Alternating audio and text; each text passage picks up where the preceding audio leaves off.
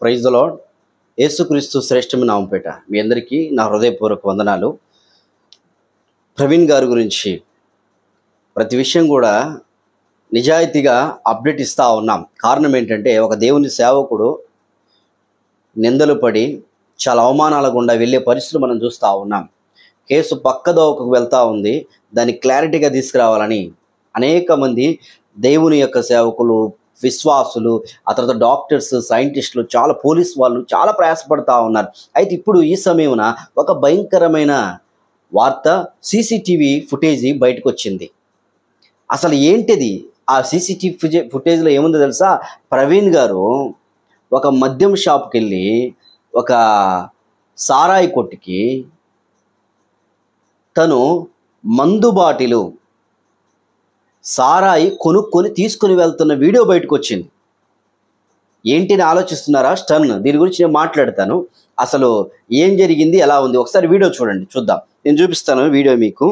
చూడండి ఎలాంటి పరిస్థితులు జరుగుతున్నాయో, వెనక ఎంత ప్రమాదకరమైన పరిస్థితులు జరుగుతున్నాయి. ఈ వీడియో మనకు అసలు ఈ వీడియో ఎక్కడ దొరికింది అనేది మనం చూద్దాం. ఫస్ట్ ఈ వీడియో నేను మీకు చూపిస్తాను. జాగ్రత్తగా అబ్జర్వ్ చేయండి, జాగ్రత్తగా అబ్జర్వ్ చేద్దాం, సరేనా? చూడండి, ప్రతిదీ పిన్ టు పిన్ మనము ప్రయత్నం చేద్దాం చూడడానికి.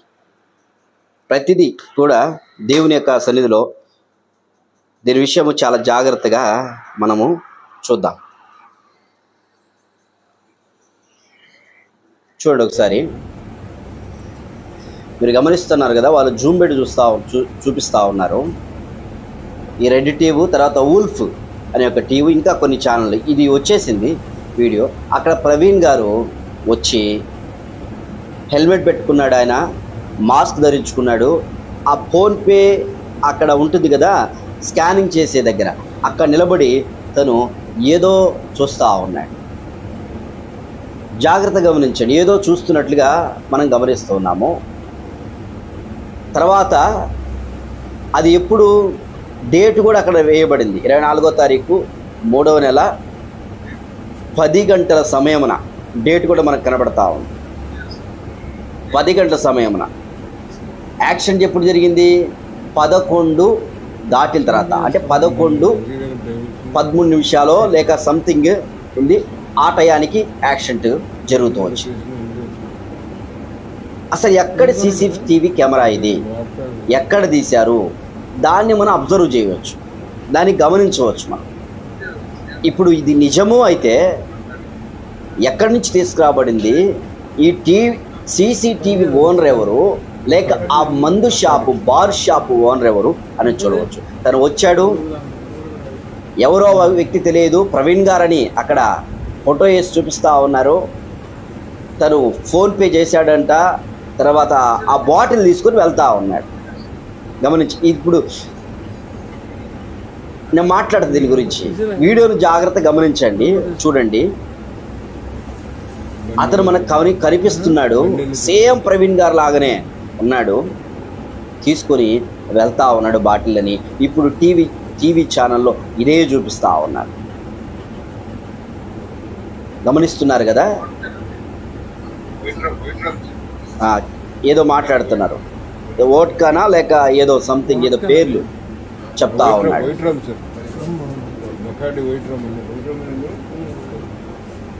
చాలా ఈ యొక్క వీడియో చూసినప్పుడు చాలా వేదన అవుతా ఉంది, హృదయంలో బాధ అవుతా ఉంది. ఏంటి ఇలాంటి పరిస్థితి కూడా తీసుకెళ్తారా అనేది మనము గమనించవచ్చు, చూడవచ్చు. దీన్ని జాగ్రత్తగా, దీని విషయంలో మనము ఏమి నిర్ణయం తీసుకోవచ్చు, ఎలాగ మనము వెళ్ళవచ్చు అనేది చూడవచ్చు. చూద్దాం, దీని విషయం నేను వివరణిస్తాను, మాట్లాడదాం. అక్కడ ఉన్నది ప్రవీణ్ గారే అని మాట్లాడుతూ ఉన్నారు, చూపిస్తూ ఉన్నారు. డేట్ వేశారు, మాస్క్ పెట్టుకున్నాడు, మనిషి కనబడట్లేదు, ఎవరో మనిషి తెలియలేదు. ఆకారము అలానే ఉన్నట్లు కనిపిస్తూ ఉంది, హెల్మెట్ అలానే ఉన్నట్లుగా కనిపిస్తూ ఉంది. ఇవన్నీ మనం గమనిస్తూ ఉన్నాం. అసలు ఇంతగా మార్పించేయగలరా? ఇంత మార్పు తీసుకురాగలరా? ఎట్లాగైనా తనను బ్లేమ్ చేయాలి ఉద్దేశంతో. ఆల్రెడీ మాట్లాడుతున్నారు చాలామంది. ఏం మాట్లాడుతున్నారు వాళ్ళు? ఎలాంటి మాటలు మాట్లాడుతున్నారంటే, ఇతను త్రాగే చనిపోయాడు, టోల్ గేట్ దగ్గర తను ఊగుతూ నడుపుతా ఉన్నాడు. దాన్ని క్రియేట్ చేయటం కొరకై ఇలాంటివి సృష్టిస్తూ వచ్చారు. దాన్ని క్రియేట్ చేయడానికి ఇలాంటి సృష్టిస్తూ వచ్చాడు. ఒక క్రైస్తవుడు, నిజమైన క్రైస్తవుడు ఇలా వాక్యం ప్రకటిస్తూ దేవుని కొరకు జీవిస్తున్న వ్యక్తి ఎవ్వరు కూడా అలాగ చేస్తున్న వ్యక్తులను కూడా దండించి ఆపు అని చెప్పే పరిస్థితి కనబడుతుంది. వాటిని మేము అడ్డుకుంటూ ఉంటాం. అవి చేయొద్దు, తాగకూడదు, అది పాపము, దేవుని దృష్టిలో అపవిత్రత అని చెప్పే పరిస్థితులు మావి. ప్రవీణ్ గారు ఎన్నో సందర్భాలు ఒకప్పుడు నేను ఇలా జీవించాను, నా బ్రతుకు మార్చబడింది, నా జీవితం మార్చబడింది అని చెప్పిన సంఘటనలు మనం చూస్తున్నాం. అయితే దీన్ని ఆసరగా తీసుకొని చాలామంది క్రియేట్ చేస్తూ వచ్చారు. దాన్ని ఎలా క్రియేట్ చేశారు? AI technology. ఇప్పుడు ఏఐ టెక్నాలజీ విషయం చూసినప్పుడు ఏ మనిషినైనా క్రియేట్ చేసే పరిస్థితి వస్తుంది. ఆ బార్ షాపు ఓనర్ ఎవరు? అసలు ఎక్కడ సీసీటీవీ రికార్డ్ అయిపోయింది?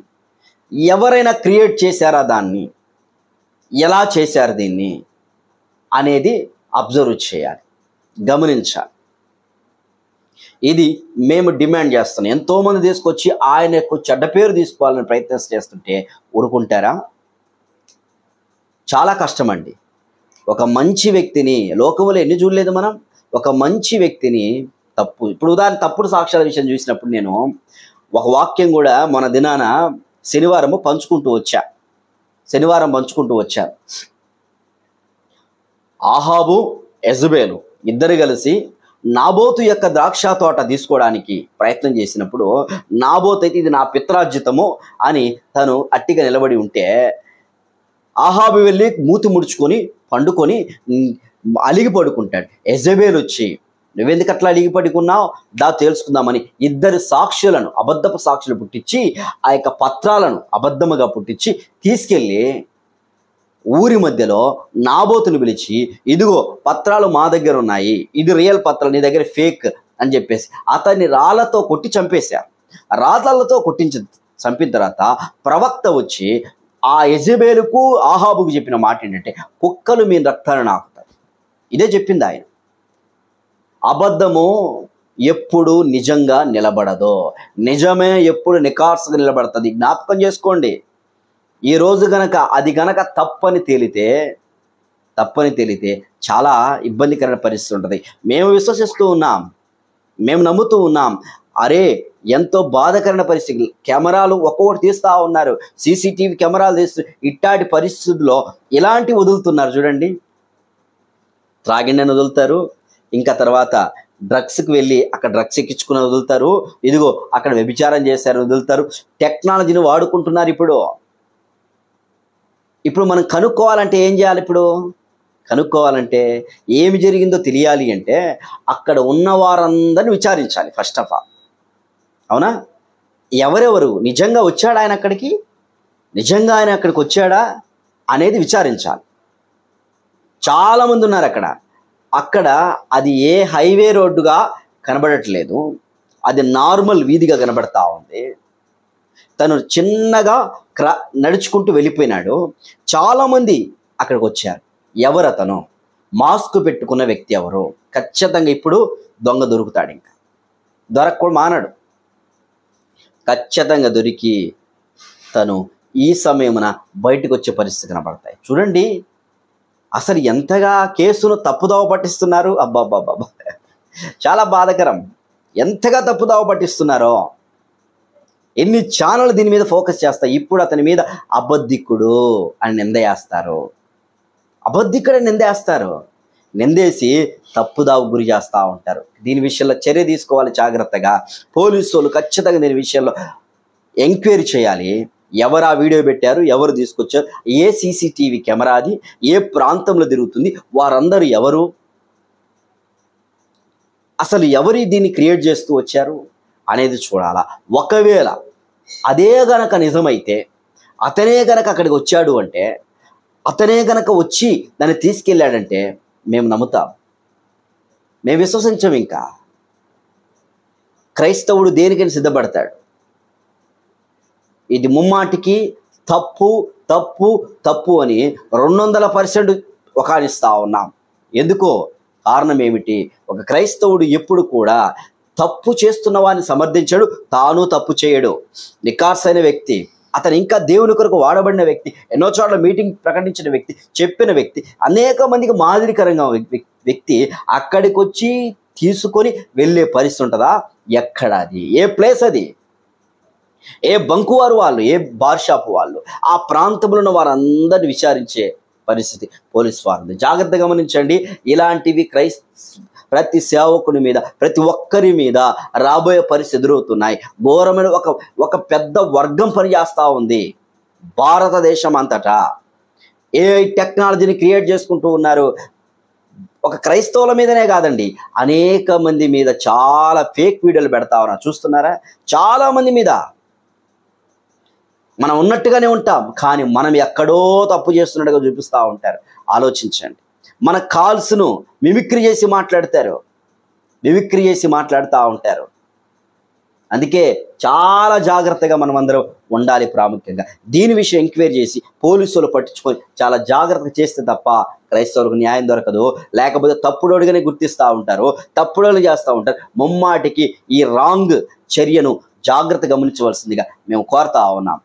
దీని కొరకు మనం భారంతో కన్నీటితో ప్రార్థన చేద్దాం. దేవుడు సహాయం చేస్తూ ఉంటాయి. ఎవరు తప్పు చేసినా వదిలిపెట్టే ప్రసక్తే ఉండదు. దేవుడు చూస్తూ ఉన్నాడు. దీని విషయంలో మనం ముందుకెళ్ళి మాట్లాడవలసిస్తున్నాయి. తీసుకోండి, అది నిజమైతే మేము తలొగ్గుతాం.